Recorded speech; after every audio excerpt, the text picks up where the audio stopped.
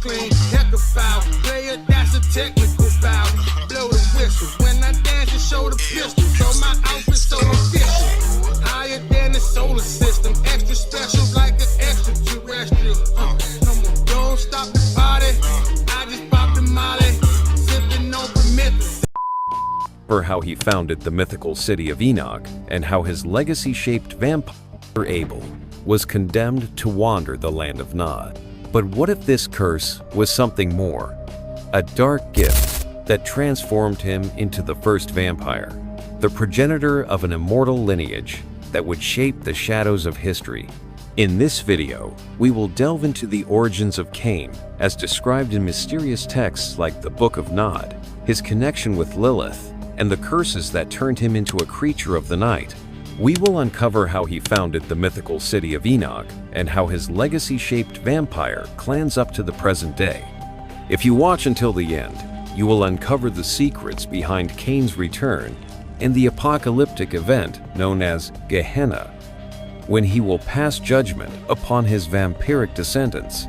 After committing the first fratricide in history, Cain was condemned to wander eternally through the land of Nod, a realm of exile, cut off from divine grace.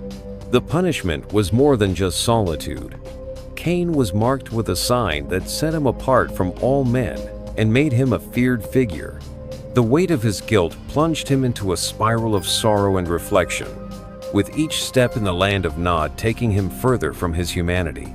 During his journey, Cain encountered Lilith, Adam's first wife, who lived in exile after defying divine order. Lilith recognized the mark of a divine curse upon Cain, but also saw in him a unique potential. She took I've had these dental implants for 6 months now, and here's the shape I was in before getting them. him in, offering him solace and revealing her mastery of magical arts. Fascinated, Cain begged her to teach him her secrets, leading Lilith to perform the mysterious ritual of awakening. This ritual, involving her own blood, granted Cain unimaginable supernatural powers. After drinking from the chalice prepared by Lilith, Cain was visited by angels sent by God. Each angel offered him a chance at redemption, but Cain refused them all. With each refusal, a new curse consumed him: vulnerability to sunlight, weakness to fire, and an insatiable thirst for blood. Thus, Cain's awakening marked his ultimate transformation from human to something else, the first vampire, cursed with immortality and terrifying powers. With his newfound abilities, Cain severed ties with Lilith and set off to wander once again. He discovered the path of blood, a connection that would bind all beings of his future lineage. Yet, despite these gifts, Cain bore a profound emptiness. The guilt of rejecting redemption and the isolation brought on by his curse haunted him, turning him into a solitary and melancholic figure. But Cain did not remain alone for long. The story of the founding of the first city and his rise as the Dark Father is only just beginning. After years of wandering in solitude, Cain stumbled upon a small agricultural community called Ubar, inhabited by the children of Seth. The mark on his forehead and the powers he carried were so awe-inspiring that the villagers revered him, seeing him as a near-divine figure. In Ubar, Cain finally found a place where he could attempt to reconnect with humanity. Ubar was ruled by Enoch, a young and wise king who recognized Cain's extraordinary presence. Captivated by his strength and immortality, Enoch abdicated his throne so that Cain could rule the city. Under Cain's leadership, Ubar was renamed the City of Enoch and began to flourish in ways previously unimaginable. Cain's agricultural and technological knowledge, born of his life as a farmer and his travels through the land of Nod, transformed the city into a hub of power and innovation. However, despite the city's progress, Cain remained unsatisfied. His loneliness still haunted him, especially as he observed the love shared among mortals. Driven by a desire to recreate human connections and immortalize emotions he had long lost, Cain decided to embrace two mortal lovers, granting them the gift of immortality. But this attempt ended in tragedy. Upon discovering they could not bear children, the couple chose to end their lives by walking into the sunlight. Devastated, Cain vowed never to grant the gift of immortality lightly again. Yet, despite this promise, his solitude and Enoch's insistence eventually led him to create his first progeny: Enoch, Irad, and Zillah. Enoch was the first to receive the embrace, becoming Cain's right hand and the city's political leader. Irad, the second, was blessed with unparalleled strength, leading armies and safeguarding the city. Zillah, the third, was chosen for her immortal beauty, but struggled to accept her new nature. The bond between Cain and his children established a powerful lineage, giving rise to the second generation. Over time, Cain's children began to create their own progeny, forming the third generation, known as the antediluvians. Thus, the first city became the cradle of vampiric society, governed by Cain's laws and defined by a fragile balance between mortals and immortals. However, the fate of the first city was stained by intrigue and tragedy. The Great Flood would change everything, leading to the collapse of an empire built on blood and shadows. The first city, under the rule of Cain and his progeny, became a model of greatness. The technological and agricultural innovations, combined with the knowledge brought by Cain and his children, transformed it into a true empire. The city flourished with majestic temples, sanctuaries dedicated to the Dark Father, and an organized society that thrived under the protection of the vampires. At the heart of it all stood Cain's ivory throne, a symbol of his leadership. However, this harmony began to unravel when the third generation, the antediluvians, began to show ambition and a thirst for power. These newly created vampires, far removed from Cain's wisdom, did not share the same respect for the laws he had established. Their intrigues and manipulations put the city at risk, creating internal rivalries and instability among the emerging clans. The final tragedy came with the flood, a catastrophic event that many believe was a divine punishment for the accumulated sins of the city. The deluge devastated the first city, destroying not only the children of Seth, but also the temples, sanctuaries, and monuments built by the vampires. Many antediluvians and their progeny managed to escape, but vampiric society was left in ruins. Cain, overcome with sorrow at the sight of his creation in ruins, disappeared into the shadows. Some say he sought refuge in a distant place, unable to bear the weight of his guilt. Before leaving, Cain confronted the surviving progeny, rebuking them for their disobedience and placing a curse upon the antediluvians. Each clan would be marked by a unique weakness, reflecting the sins and flaws of their leaders. With the destruction of the first city, the vampires scattered across the world, rebuilding their society in a new city known as the Second City.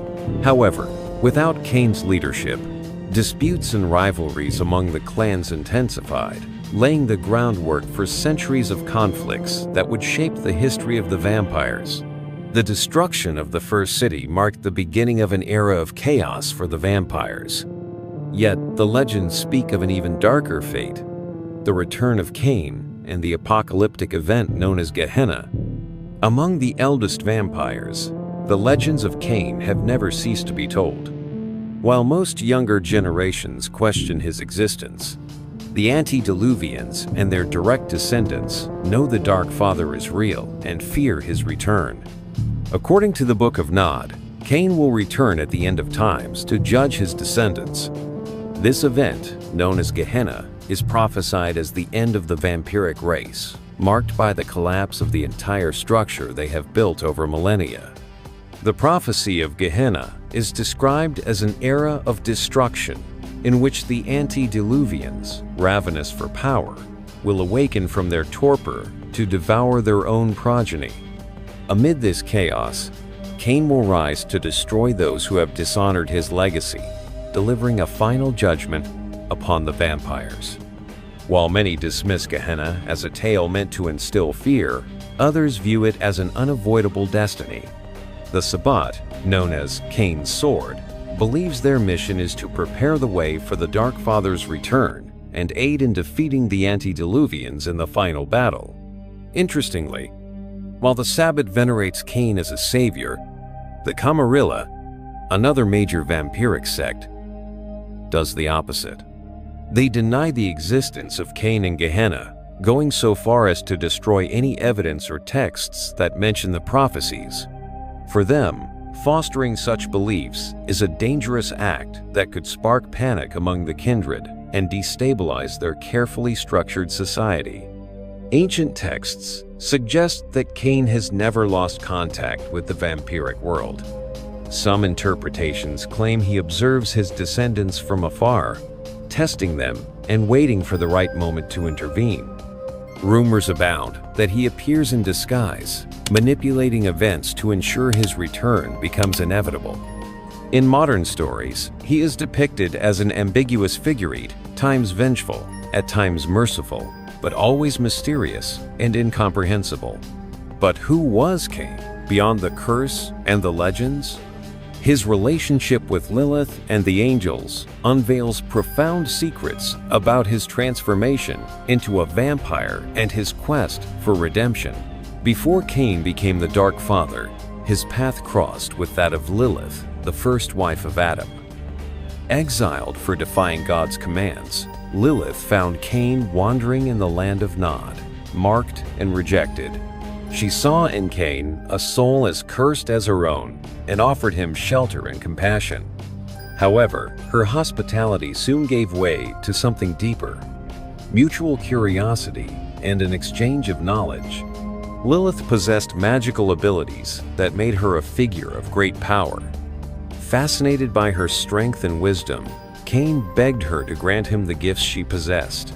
Though hesitant, Lilith eventually agreed and performed the Ritual of Awakening, an act that forever changed Cain's destiny.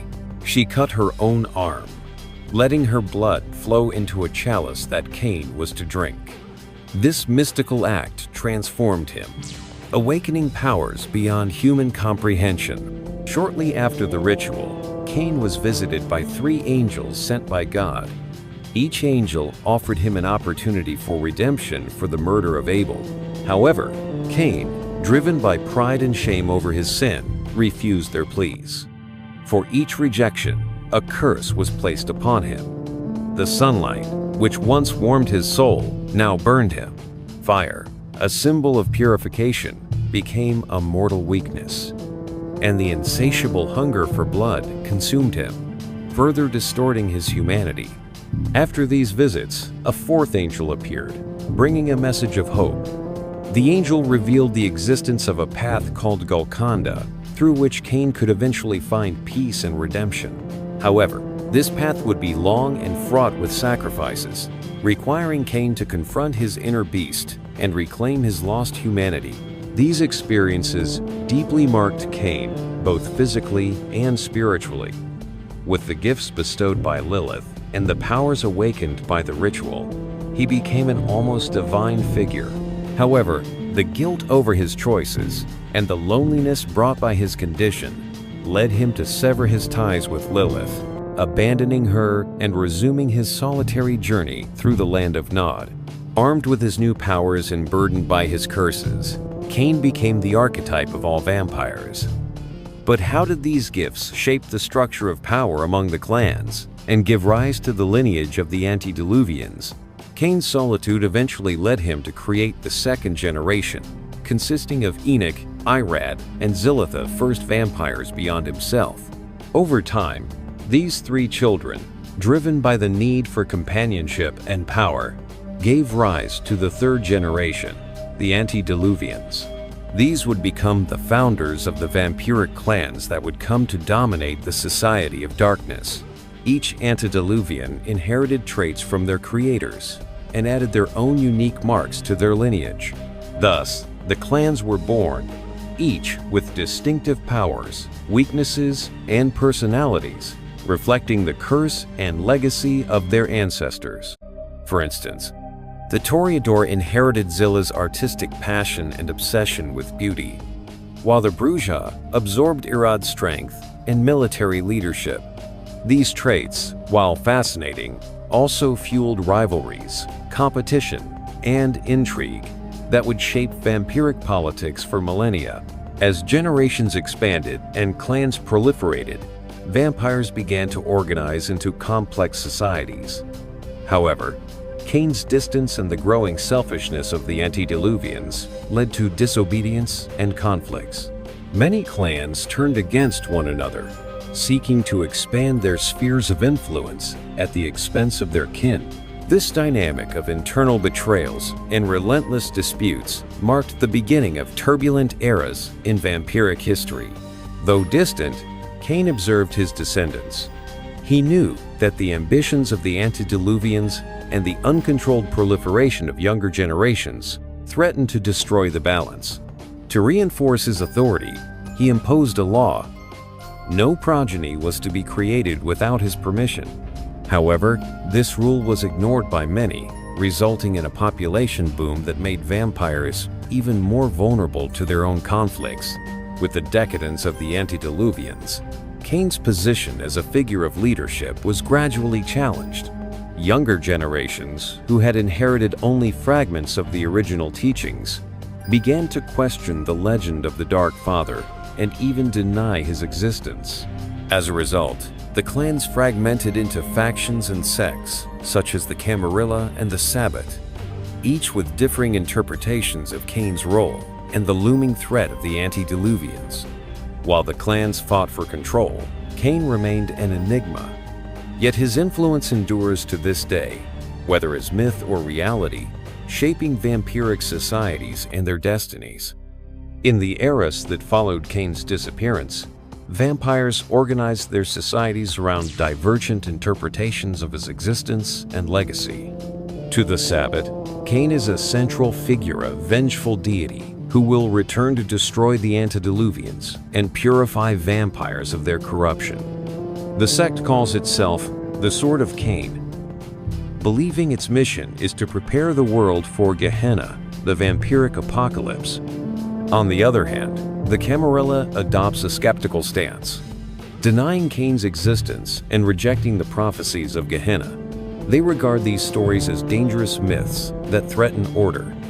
For the Camarilla, the focus is on maintaining the masquerade, the set of rules that shields vampires from discovery by mortals.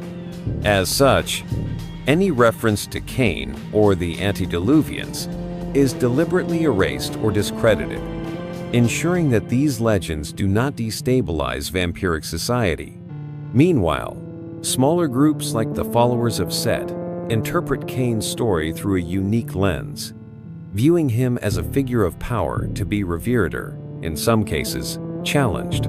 Other factions, such as the Assamites, see Cain's lineage as a corruption that must be eradicated, fueling their own agendas and beliefs. Cain's impact is not only ideological. The hierarchical structure of modern vampires with its laws, traditions, and even the concept of clans derives directly from the foundations laid in the first city. Cain's legacy is also felt in the power dynamics between older vampires and younger generations. With each successive generation, vampires grow further removed from the raw power and wisdom of their ancestors, creating a divide that fosters fear and instability. Even in modern times, rumors of Cain's presence persist. Some believe he wanders the shadows, observing the behavior of his descendants. Reports of encounters with a mysterious vampire, possessing unparalleled powers, fuel these theories. To some, he is a savior. To others, a threat to the survival of vampires. Whether as myth or reality, the figure of Cain continues to inspire both devotion and terror among the kindred. Now that we've explored Cain's influence on modern sects, one question remains. Is it possible for him to truly return? And what would it mean for vampires to face the Dark Father at the end of times? The prophecy of Gehenna, the vampiric apocalypse, is one of the most feared and debated pillars among the kindred. According to the Book of Nod and other ancient texts, Cain's return would mark the culmination of an era of destruction, when he would emerge from the shadows to judge his descendants. But what does Cain's return truly mean? And what would be the consequences for the vampiric world? Some believe that Cain will return as an unforgiving avenger, determined to eradicate the antediluvians and purge the corruption that has spread among vampires. To these individuals, the Dark Father would bring ultimate balance, destroying those who have abused his gifts and dishonored his legacy. This belief fuels the fervor of the Sabbat, who see themselves as fighting alongside Cain when Gehenna finally arrives. Other interpretations suggest that Cain does not seek vengeance but redemption. His journey through the land of Nod, his interactions with Lilith and the angels, and even his curses could be seen as signs of a quest to reconcile with God and find peace for his immortal soul.